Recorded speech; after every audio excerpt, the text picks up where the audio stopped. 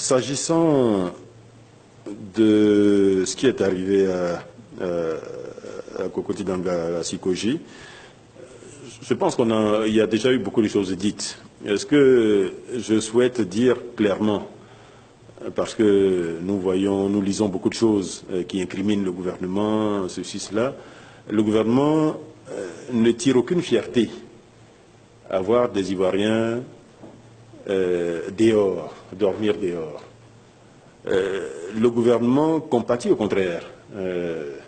Mais le gouvernement, à certains moments, est amené à prendre des décisions pour que notre pays avance. Et des décisions, j'insiste, dans l'intérêt du plus grand nombre. Dans l'intérêt du plus grand nombre et dans l'intérêt des Ivoiriens de façon générale. Il peut arriver effectivement qu'on déguerpisse quelques dizaines de personnes. Mais quand on le fait, c'est toujours parce qu'il y a un intérêt derrière pour un nombre beaucoup plus important d'Ivoiriens. En l'occurrence, là, il y aura des projets immobiliers qui permettront déjà de loger beaucoup plus de monde. Ce seront des projets qui vont sans doute apporter plus de ressources à la Sikoji, qui est une entreprise publique dans laquelle chacun de vous, indirectement, est actionnaire. Et que cela permettra à la Sikoji d'agir plus efficacement. Parce que sinon, c'est nous-mêmes qui, tous les jours, critiquons telle ou telle structure publique qui ne fait pas son travail. Mais si on lui met des boulets aux pieds, cette structure n'avancera jamais.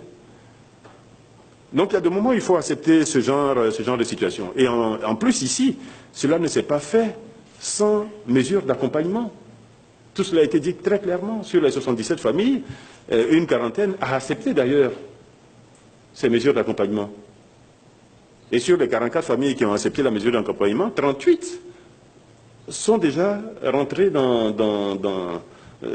déjà encaissé, 38 ont déjà encaissé les fonds correspondants, soit 1 million par famille. Le Premier ministre est passé hier, mais le Premier ministre a tenu clairement à dire à ces familles-là qu'il s'agissait d'abord d'une décision prise par les instances judiciaires de notre pays.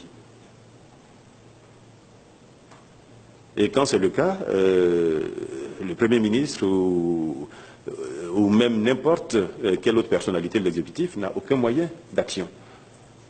Donc à partir du moment où cette décision est prise par la plus haute instance de nos juridictions, le gouvernement n'y peut rien.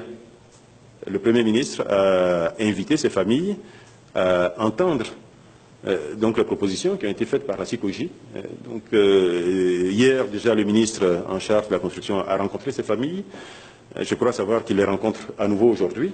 Il s'agira sans doute de convaincre ces familles-là d'accepter les mesures qui sont proposées et, si possible, d'aller habiter ailleurs de façon à permettre à la Sikoji de réaliser là la mission ou le projet qu'elle souhaite réaliser. C'est sa mission.